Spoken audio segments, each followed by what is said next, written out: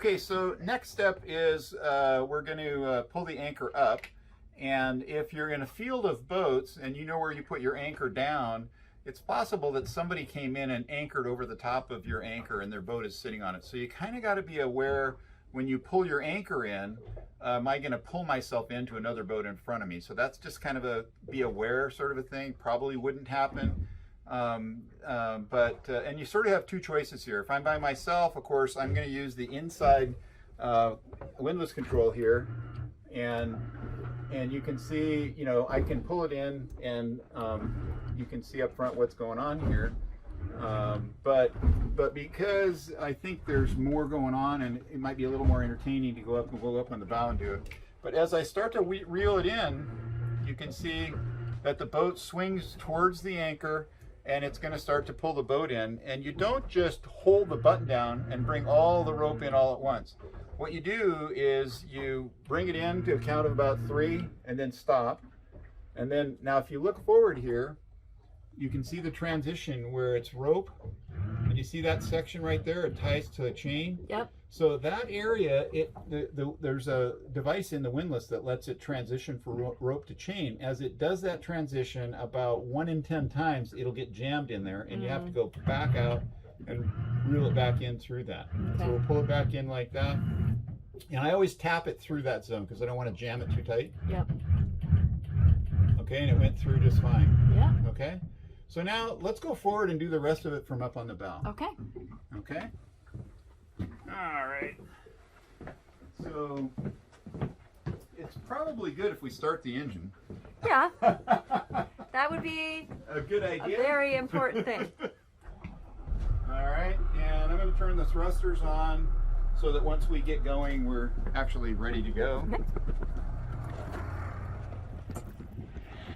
Okay, so first thing here is, you know, a little bit of anchor safety. Don't ever have two people, one person pushing the buttons and the other one kind of playing with the chain. Think of this as a chainsaw. Yeah. And if you put your fingers in there, it'll cut them right off, okay? So you don't want to put fingers here and you're not going to be pulling that much at all. The reason we're up here is that I want to be able to see the anchor as it comes up. The other thing I'll do at this stage is I'll grab the line in the middle here and do the same. What I'm trying to do is I don't want a bunch of mud coming up on the deck. Right. And that's basically shaking the mud off. Okay.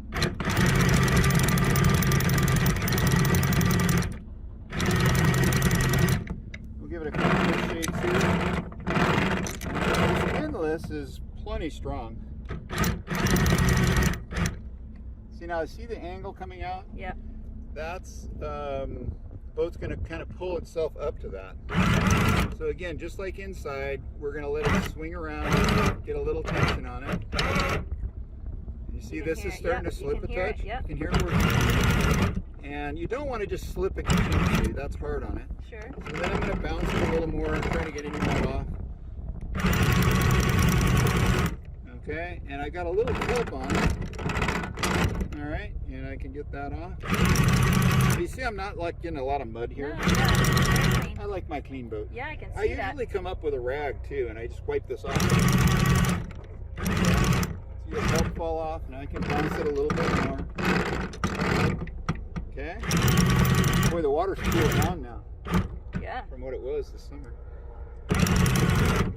Okay, now it's starting to get to the point where we're right over it, and that's the point where you can lever the essentially if you try to pull it out when it's at this angle, it isn't going to work. We can now lever it, kind of pop it out of the sand. Okay. All right, and at that point it's out of the sand now. It's pretty heavy, but it's not out of the sand.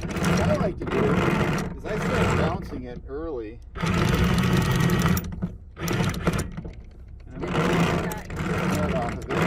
I don't like that. Now we do have a hose to spray it off. And a little bouncing. Now I've got this game. Nice thing about a Fortress, you do this really easily. Yeah, it's not heavy. What I'm looking for here is for the fluke of the, not the fluke, but the yoke of the anchor over the side. Alright, so now it's coming up and you see how it's kind of untangling there? It's kind of spinning. I'm going to go back out a little bit because it still has a little bit of mud on it. Take a look at the anchor. Okay. Yep.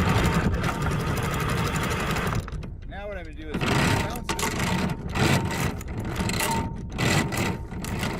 Coming off. Not yet. Almost. The grass is on there pretty good.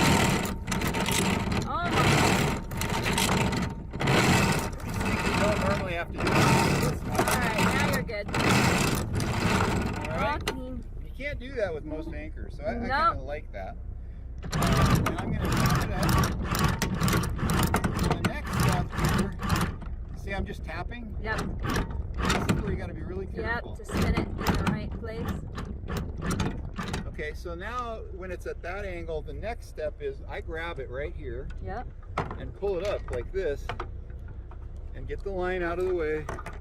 And I make sure my fingers are clear, get the chain there, Mm-hmm. hold it like that, and just tap. Okay. And make sure the anchor's sitting where at a nice an angle. Yep. And there you go. And you Lock it test to make tight. sure it can slip, Yep. and then just cleat it off. And you're good to go. Alright. So that's kind of anchoring with Larry 101. Very when good we- anchoring. When we get back to the dock, we're rinsing off the boat. I'll spray off the chain and anchor too to get the salt water off of it. Yep. But I mean, that's anchoring with the Fortress. And this exact anchor has held 16 Aspens during a photo shoot Wow. with 18 to 22 knot winds abreast. Wow. It's good. It's, you know, lots of anchors work. This one works real nice. And then I would take a little towel and wipe this off. Yep. That's anchoring 101.